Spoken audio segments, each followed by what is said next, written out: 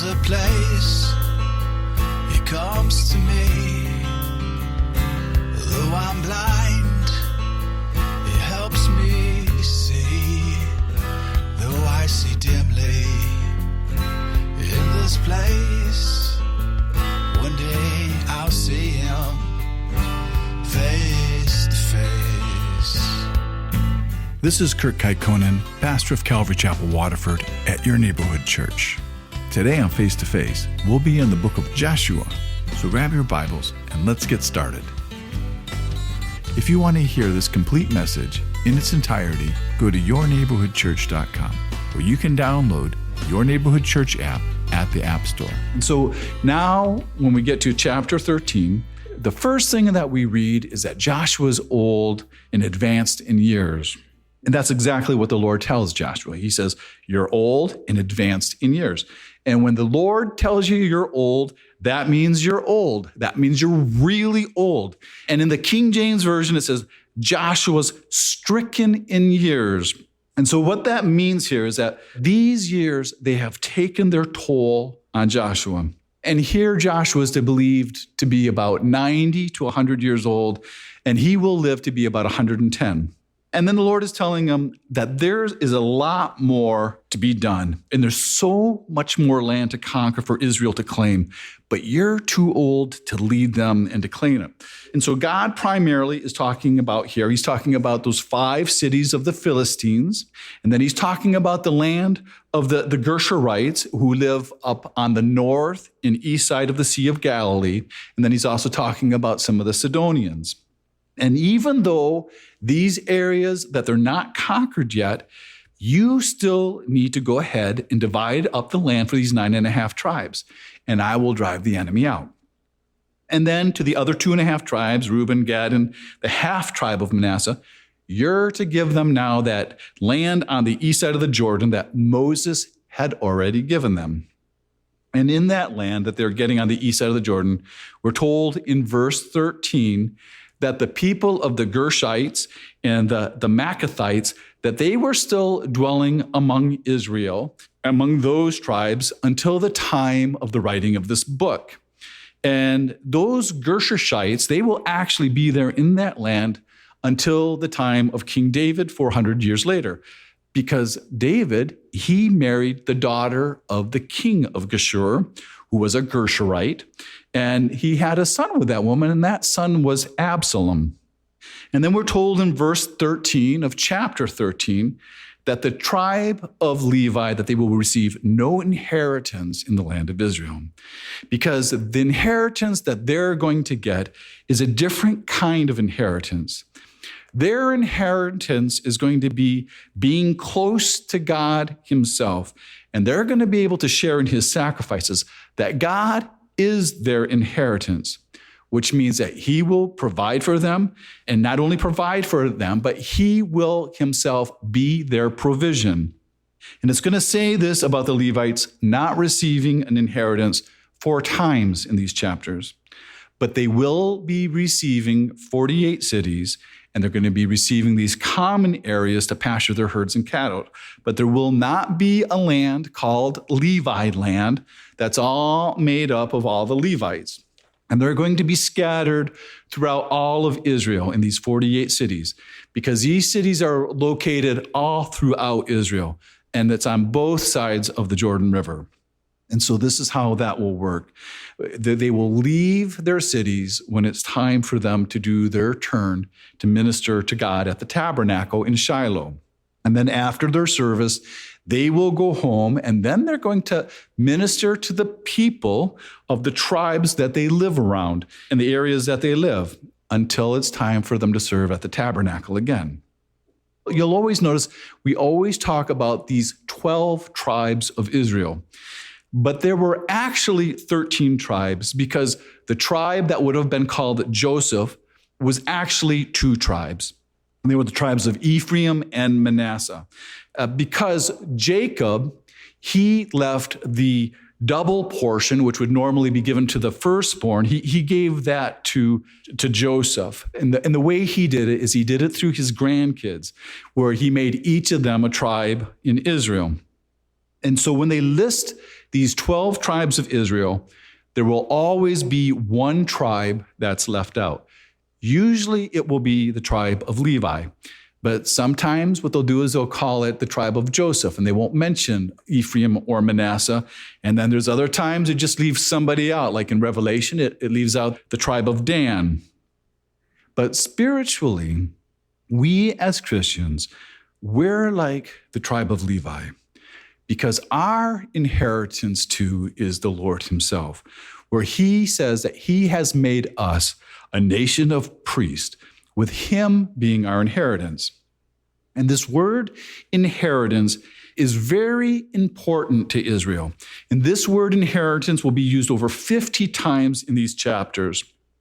And you have to see here that the Jews, they didn't earn the land. They didn't win it by the spoils of war, and they didn't purchase it.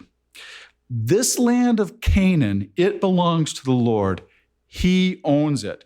And Israel is only his tenants, where God is actually leasing the land to them. So it means it can never be sold by them permanently because it doesn't belong to them. It belongs to God. God is their landlord. And what they pay for rent is they pay by obedience to his laws. And so as long as the Jewish people, they honor the Lord with their worship and with their obedience, they can stay in the land. And if they do that, God will make them happy and he'll make them productive, and he will give them peace with their neighbors. But if they don't pay their rent, if they're not obedient, they will be expelled from the land. And if you remember a couple weeks ago that all of Israel, they gathered in front of Mount Ebal and Mount Gerizim, that was basically Israel agreeing to their rental contract with God. And they call that the Palestinian covenant, where they're going to be blessed for their obedience and cursed for their disobedience. But Israel's inheriting of the land and occupying the land, it's only a gracious act on God's part here. He never had to do this. The promised land here, it's always been a gift of love to Israel, and he's never done anything like this for any other nation. Though I do believe that God will bless any nation that's willing to walk with him. And I believe that's why we as America have been blessed all these years, because we began as a people who believed in God. And we tried to follow what was laid out in his Bible, in the most part. But even if our country won't follow God any longer, I believe that God will bless any person who's willing to put their faith in him and believe him and obey his word, because God will always bless the people who love him. And so now with Israel, they're camping out at Gilgal, and there's going to be 4 stages to the dividing of the land. With the first stage happening at Gilgal, and we're going to see the very first tribe to receive their inheritance will be those 2.5 tribes from the east side of the Jordan River, the tribes of Reuben, Gad, and the half tribe of Manasseh. They're getting these areas that they've already received, which nowadays is called the country of Jordan. So it's not even Israel. And with these 2.5 tribes, their families, they've already been living within their inheritance, but it's only their men of war that have been away from their families now, and they've been away for about 7 years, because that's the deal that they made with Moses, where their men would have to cross over and fight and stay there until the battles were over. And that deal was really good for their cattle, but it wasn't that good for their children or the future of their tribes, because it doesn't seem like this was the plan that God had for them. This was just the compromise that he made for them. And these lands, they became kind of a buffer zone, because these people, they're living between the land of Canaan, and they're also living between the pagan lands of Moab and Ammon. Okay, so here on the map, we can see that Reuben, he's given the south portion of the east side of the Dead Sea. And then in the northern area, around the Sea of Galilee, up in that little darker tan section, on the east side of the Jordan, that's given to the half tribe of Manasseh. And then stuck right between the middle of them is the tribe of Gad. And then the rest of this chapter is given the legal description of the territories given to Reuben. And then we find out what happened to Balaam, the prophet of God, who had betrayed Israel to Balak of Moab, and how he was actually killed in these wars by Israel. And so now, with everyone still camping out at Gilgal, Israel initiates their first national lottery. So they're all going to play the lotto, but they're not going to be winning any money because this lottery is to find out which tribe gets which territory. But this is not a lottery of chance where everything is just left up to luck. This is a lottery that's been commanded by Moses way back in the book of Numbers. And this lottery was also supposed to consider the size of the tribes of Israel. These instructions about the size was given in Numbers 33. But the inheritance by lots is not considered to be just arbitrary. They believe that all of this is being directed by God. And you're not going to see any of these tribes ever disputing or fighting over what God has given them here. There's going to be no arguments. And the word lots here is used 22 times in these chapters. And to make sure that there is no favoritism going on, this lottery will be administered by Joshua and Eleazar, the high priest, with all the leaders of the tribes being present. And some people think that this lottery was performed with the Urim and the Thummim.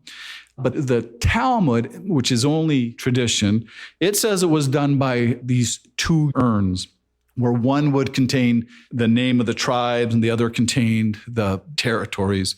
And they were both drawn out simultaneously. And this first lottery in Gilgal, it's kind of like the Powerball lottery. This is the big one. And this was for the largest tribes.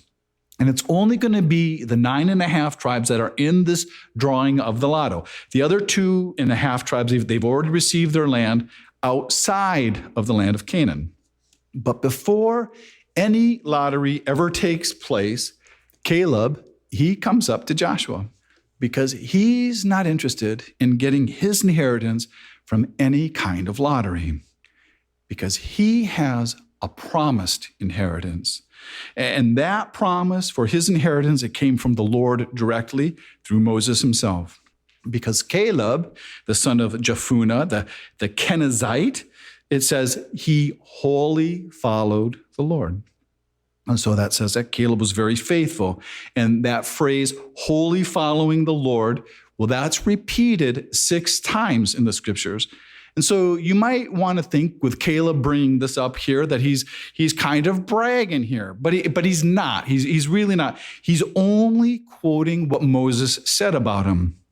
And the promise that Caleb received was that he would receive that land where his foot had trodden. And we're told here that Caleb, he's 40 years old when he was sent out as a spy, and that he was a representative of the tribe of Judah. And what's interesting here is that even though Caleb is from the tribe of Judah, he is also called a Kenizzite. You've been listening to Face to Face. Face to Face on this radio station has been provided by Your Neighborhood Church. If you want to help support Face to Face and put this program on other stations just like yours, you can contact us at yourneighborhoodchurch.com or write Your Neighborhood Church, P.O. Box 500, Romeo, Michigan 48065. There's a place he comes to me. Though I'm blind, he helps me see. Though I see dimly in this place, one day I'll see him face to face. Tune in again tomorrow at this same time as we continue to go through the Bible.